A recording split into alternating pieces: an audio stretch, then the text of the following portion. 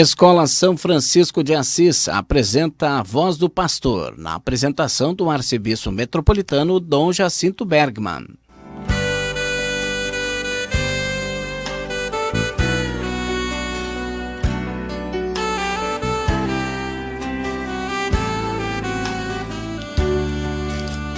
Queridos irmãos e queridas irmãs da Arquidiocese de Pelotas, estamos iniciando o nosso encontro semanal com o programa A Voz do Pastor, através da Rádio Universidade. Obrigado, Senhor, por este encontro. Como pastor, tenho a graça de poder falar a todas as ovelhas da nossa igreja local de Pelotas, a nossa Arquidiocese de Pelotas. É importante que sempre tenhamos presente: a Arquidiocese de Pelotas somos cada um de nós, cada uma de nós. Nós, batizados e batizadas, somos a Arquidiocese de Pelotas.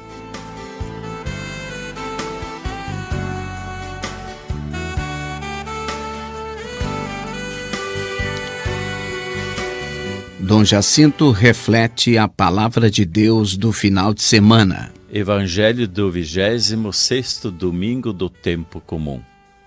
Proclamação do Evangelho de Jesus Cristo segundo Marcos. Naquele tempo, João disse a Jesus: Mestre, vimos um homem expulsar demônios em teu nome, mas nós o proibimos, porque ele não nos segue. Jesus disse: Não o proibais, pois ninguém faz milagres em meu nome para depois falar mal de mim. Quem não é contra nós é a nosso favor. Em verdade eu vos digo, quem vos der a beber um copo de água, porque sois de Cristo, não ficará sem receber a sua recompensa. E se alguém escandalizar um destes pequeninos que creem, melhor seria que fosse jogado no mar com uma pedra de moinho amarrada ao pescoço. Se tua mão te leva a pecar, corta-a. É melhor entrar na vida sem uma das mãos do que, tendo as duas, ir para o inferno, para o fogo que nunca se apaga. Se teu pé te levar a pecar, corta-o. É melhor entrar na vida sem um dos pés do que, tendo os dois, ser jogado no inferno. Se teu olho te leva a pecar, arranca-o. É melhor entrar no reino de Deus com um olho só do que, tendo os dois, ser jogado no inferno, onde o verme deles não morre e o fogo não se apaga. Palavra da salvação.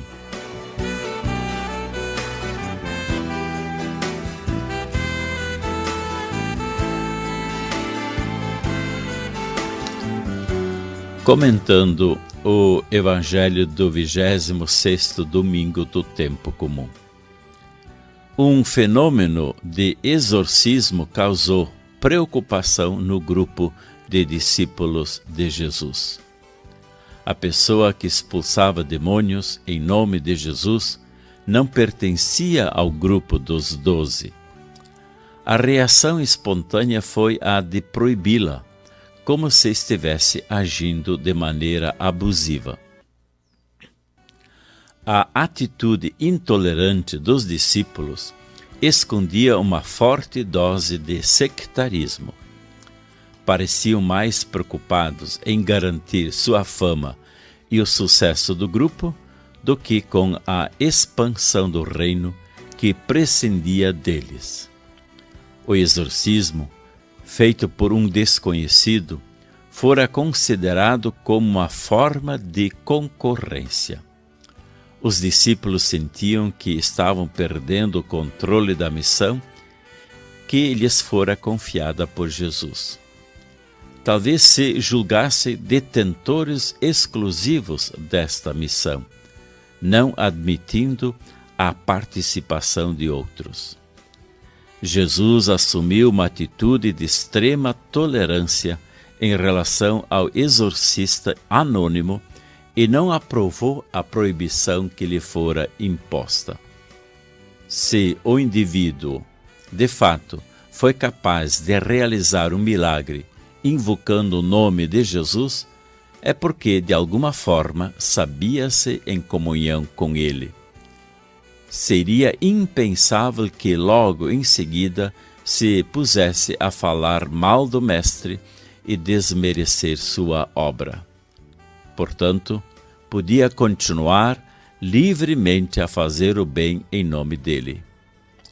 A orientação de Jesus evitou que a comunidade dos discípulos se fechasse em si mesma, transformando-se numa seita intolerante. Foi uma orientação ecumênica.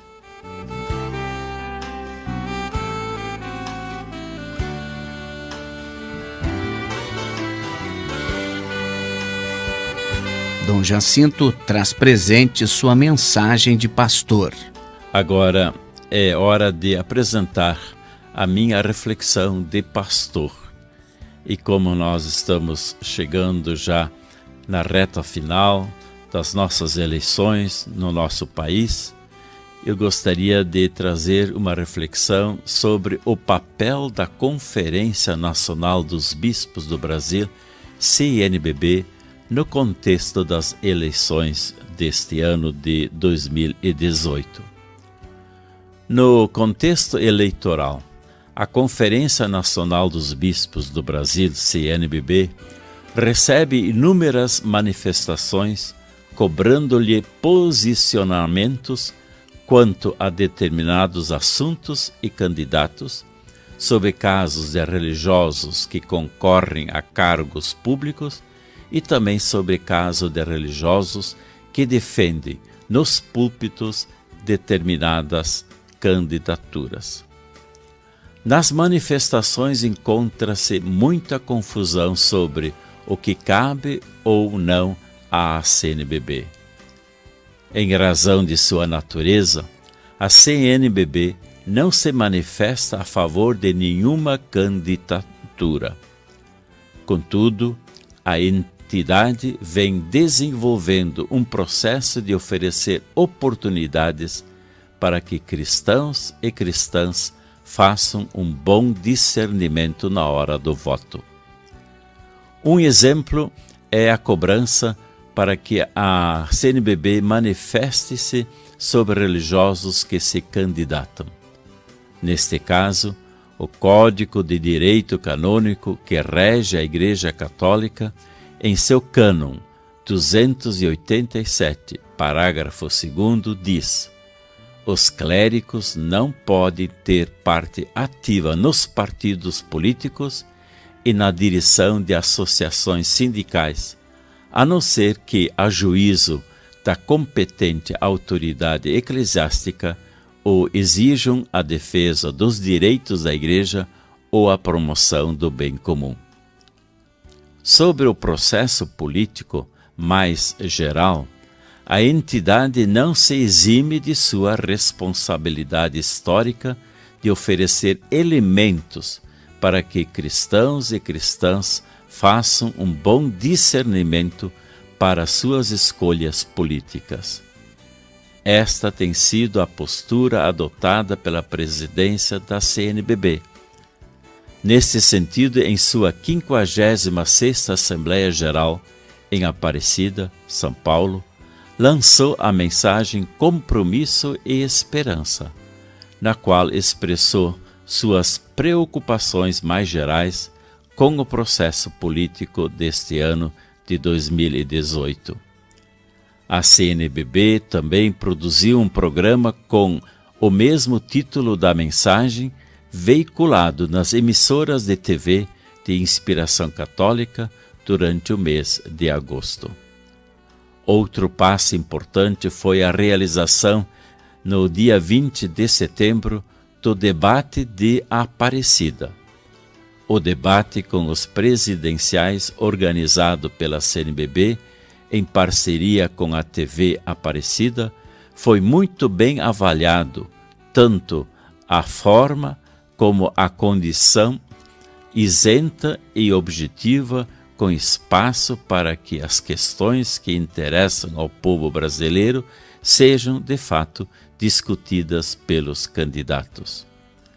Também por meio do portal da CNBB, os bispos brasileiros têm colaborado com o debate, explicitando critérios a partir dos quais é importante fazer a análise das candidaturas, tendo em vista uma melhor avaliação e escolha dos futuros governantes e legisladores brasileiros.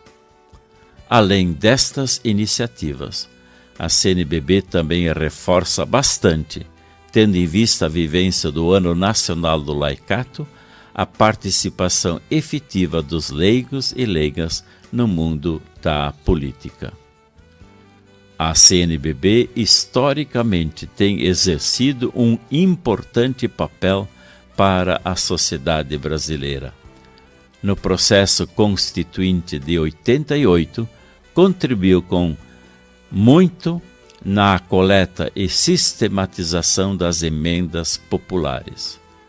Também desenvolveu uma mobilização nacional para a coleta e aprovação de leis para aprimorar o sistema político brasileiro, como a Lei número 136/2010, conhecida como a Lei da Ficha Limpa, a primeira lei de iniciativa popular aprovada no Brasil.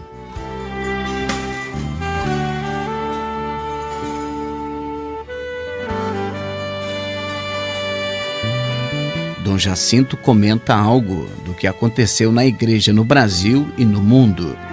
E agora eu gostaria de trazer presente duas notícias da nossa igreja espalhada pelo mundo e também presente aqui no nosso Brasil. Primeira notícia é esta: canonização de Papa Paulo VI, uma grande herança pastoral. Falta pouco para o bem-aventurado Paulo VI tenha lugar nos altares. Os preparativos para o grande dia, 14 de outubro, junto com Dom Romero, já estão em fase final e na agenda dos peregrinos não faltarão cerimônias para louvar este Papa que deixou uma grande herança pastoral. Papa Paulo VI nasceu em Concesio, Brescia, no norte da Itália, em 26 de setembro de 1897 e foi eleito Papa em 21 de junho de 1963, durante o período do próprio Concílio Vaticano II, ao qual deu sequência com maestria e ainda ajudou que a Igreja o compreendesse e acolhesse nos anos seguintes.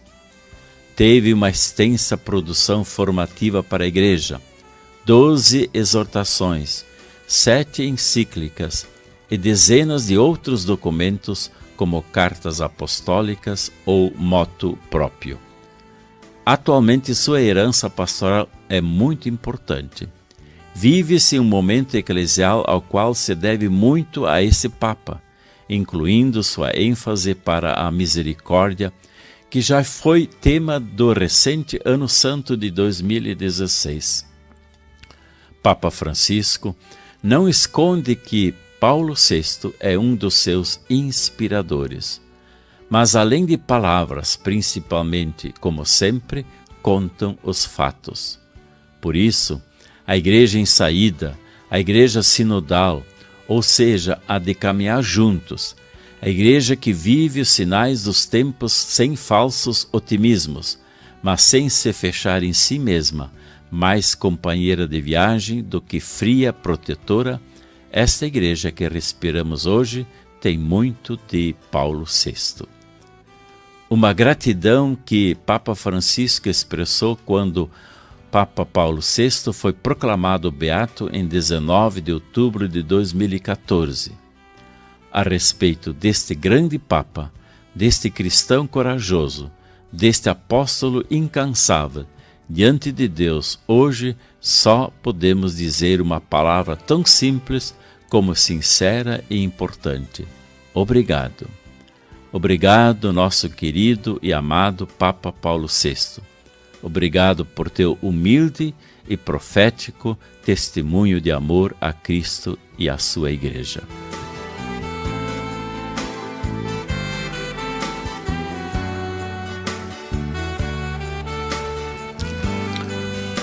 A segunda notícia: Frei Cleunir é nomeado bispo da Diocese Fragânia de Bagé.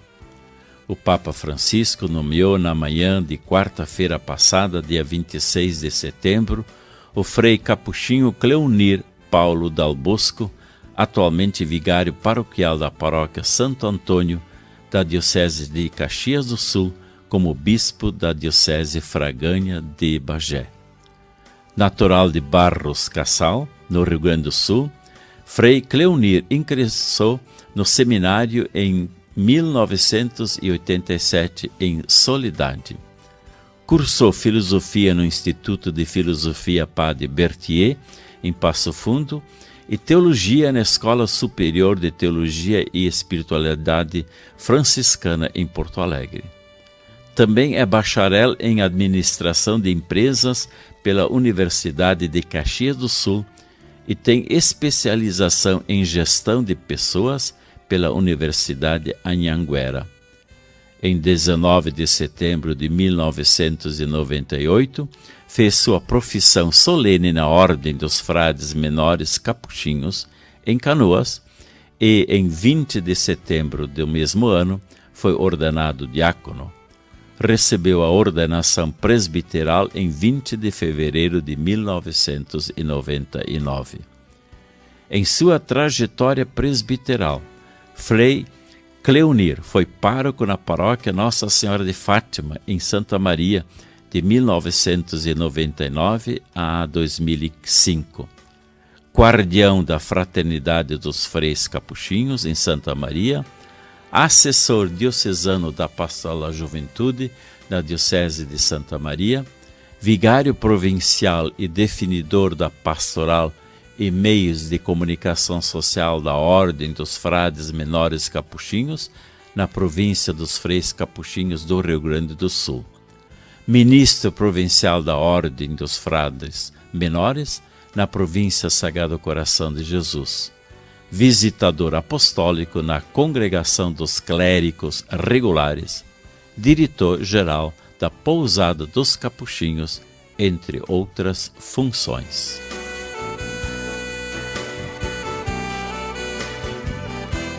Dom Jacinto comunica o que vai acontecer na próxima semana na Arquidiocese de Pelotas.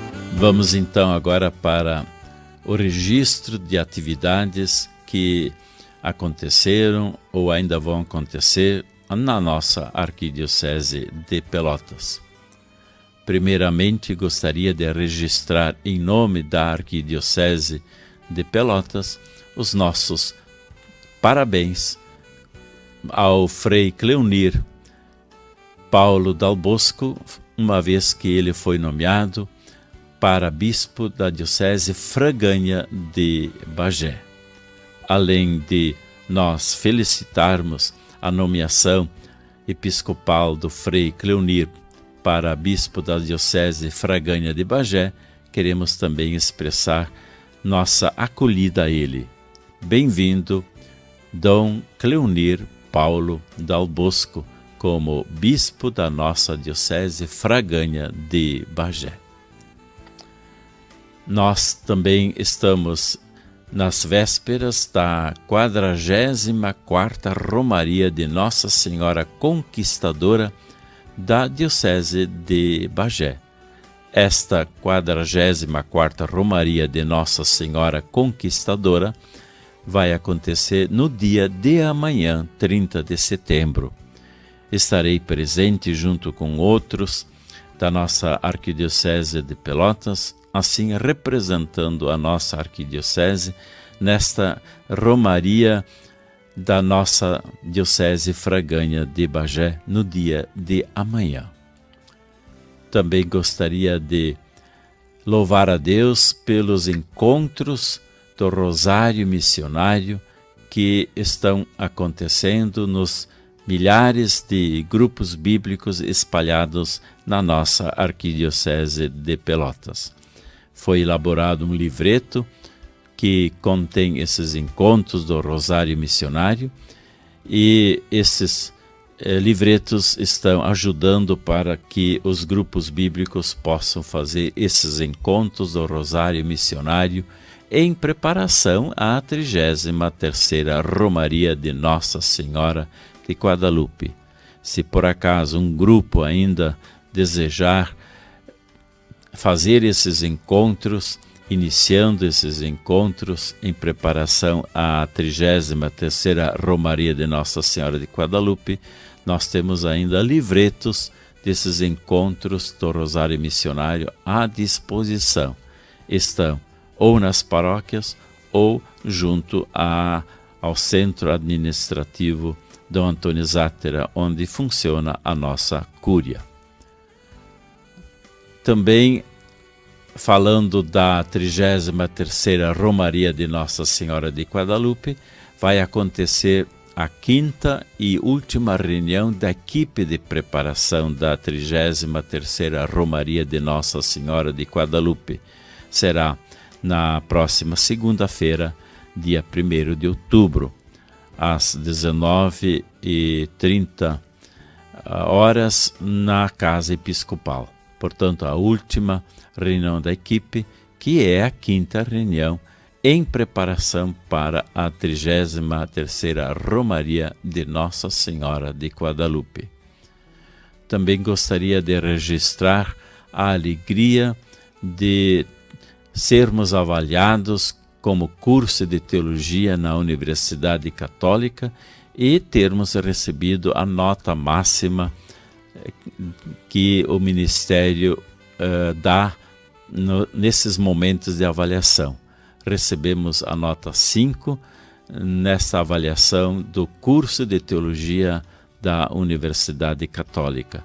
Portanto, o nosso curso de teologia está hoje plenamente reconhecido e aprovado pelo Ministério da Educação por parte, portanto, do governo federal do nosso país. Hoje estamos muito felizes em termos feito esse passo e termos sido avaliados com essa nota máxima. Parabéns a todos os que tiveram que fornecer os dados para que essa avaliação acontecesse.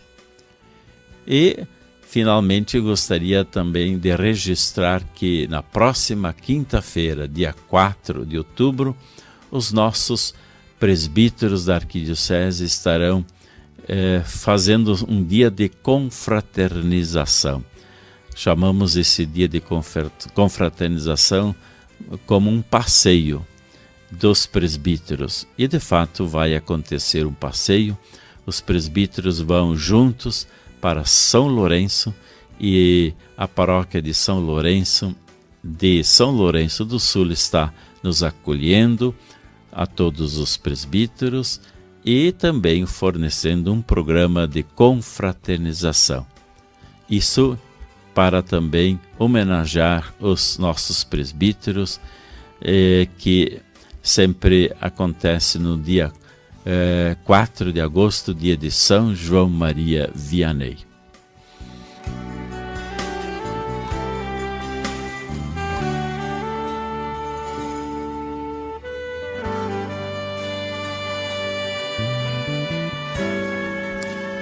Chegamos ao final do nosso programa A Voz do Pastor, através da Rádio Universidade. Que bom que estivemos mais uma vez juntos nesse encontro semanal no programa A Voz do Pastor pela Rádio Universidade. E antes de colocarmos um ponto final ao nosso programa de hoje, gostaria que nós não esquecêssemos ainda do compromisso concreto que assumimos na 32ª Romaria de Nossa Senhora de Guadalupe. Estamos já caminhando para a 3ª, mas não esqueçamos do nosso compromisso concreto assumido, que foi de celebrar o meu dia do batismo em comunidade. Como é importante que nós celebremos este dia do batizado, porque pelo batismo nós nascemos para Deus e nascemos, portanto, para a eternidade, e junto com Deus somos felizes. O batismo nos faz entrar na vida eterna. Como é importante celebrar esse dia. Também gostaria de pedir que todos nós, na medida do possível, sejamos sócios do Clube do Ouvinte da RU, porque através dessa forma de sermos sócios do Clube do Ouvinte da RU, nós também ajudamos os programas de evangelização na nossa Rádio Universidade. Quero agradecer a Deus por ter podido estar com todos e todas neste programa A Voz do Pastor pela Rádio Universidade. E agradecendo a todos, quero também invocar sobre todos e sobre todas a minha bênção de pastor, em nome do Pai, do Filho e do Espírito Santo. Amém.